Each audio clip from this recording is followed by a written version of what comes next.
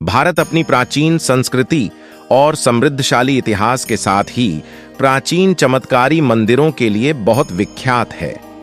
यहाँ ऐसे ऐसे चमत्कार होते हैं जिन पर यकीन कर पाना मुश्किल होता है। कहीं पूरा मंदिर ही रोजाना पानी में डूब जाता है, तो कहीं भगवान की मूर्ति को भी पसीना आता है। क्या कहें इन मंदिरों के बारे में? आइए जानते हैं ऐसे ही कुछ विचित्र और रहस्यमयी मंदिर और उनकी खासियत के बारे में।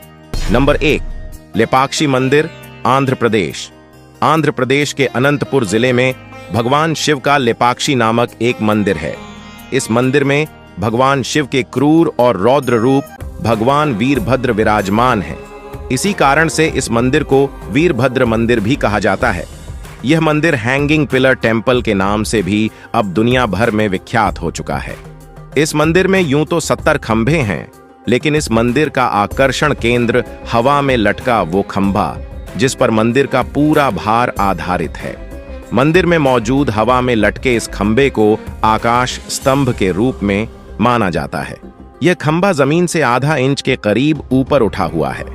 इस मंदिर को लेकर मान्यता है कि हवा में लटके इस खंभे के नीचे से अगर कपड़दधा निकाला जाए तो उस व्यक्ति के घर में सुख समृद्धि का वास हमेशा बना रहता है।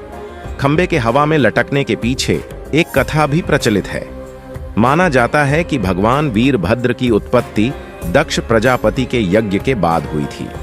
जब महादेव ने माता सती के आत्मदाह के बाद वीरभद्र को अपनी जटा से उत्पन्न कर दक्ष प्रजापति को मारने भेजा था, तब दक्ष के वध के बाद भगवान वीरभद्र का क्रोध शांत होने के नाम ही नहीं ले रहा था। पाताल से लेकर आकाश तक उनकी हुंकार से सब भयभीत हो उठे थे। तब भगवान शिव ने उन्हें क्रोध शांत करने के लिए तपस्या का आदेश दिया, जिसके बाद कहा जाता है कि जहां आज लेपाक्षी मंदिर है, उसी स्थान पर वीरभद्र भगवान ने तपस्या की थी और क्रोध पर नियंत्रण पाया था। मान्यता है कि इस मंदिर में जो हवा में लटका खंबा है वो भगवान वीरभद्र के क्रोध के कारण ही है। नंबर 2, करणी माता मंदिर, बीकानेर, राजस्थान के बीकानेर में करणी माता का मंदिर पर्यटकों के बीच काफी मशहूर है। यह मंदिर करणी माता को समर्पित है। यहाँ रहने वाले लोगों का मानना है कि करणी माता लोगों की रक्षा करने वाली देवी दुर्गा का अवतार हैं। करणी माता चारण जाति की योद्धा अर्षि थीं। एक तपस्वी का जीवन जीते हुए यहाँ रहने वाले लोगों के बीच वह पूजी जाती थी।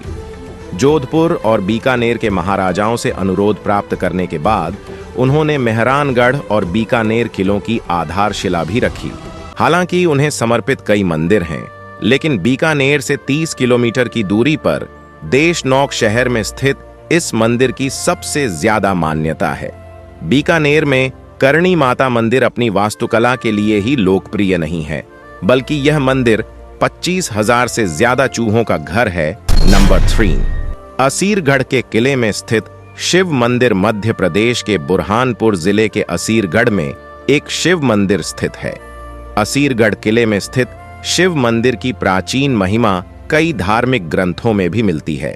इतना ही नहीं, इस प्राचीन शिव मंदिर में विराजमान भगवान भोलेनाथ के दर्शन करने दूर दूर से श्रद्धालु असीरगढ़ के किले में पहुंचते हैं। इस मंदिर का एक बड़ा रहस्य है कि इस मंदिर के रोजाना शाम को बंद होने के बावजूद जब सुबह मंदिर के द्वार खुलते हैं तो शिवलिंग पर फूल और रोली चढ़ी हुई होती है। इतना ही नहीं, शिव मंदिर में किसी के पूजन करने के प्रमाण भी मिलते हैं। बहरहाल यह खोज का विषय है कि आखिर मंदिर के कपाट बंद होने के बावजूद सुबह द्वार खुलते ही शिवलिंग पर फूल और रोली आखिर कहां से आकर चढ़ते हैं। महाभारत के अश्वत्थामा को पौराणिक मान्यताओं के मुताबिक अपने पिता की मृत्यु का बदला लेने के दौरान हुई एक चूक भारी पड़ी और भगवान श्री कृष्ण ने उन्हें युगों युगों तक भटकने का श्राप दे दिया। ऐसा कहा जाता है कि पिछले लगभग 5000 वर्षों से अश्वत्थामा भटक रहे हैं। कहा जाता है कि इस शिव मंदिर में अश्वत्थामा आज भी पूजा करने आते हैं। दोस्तों, अगर आपको इसका पार्ट 2 चाहिए तो कमेंट जरूर करें और वीडियो अच्छी लगी हो तो लाइक और सब्सक्राइब जरूर से करें।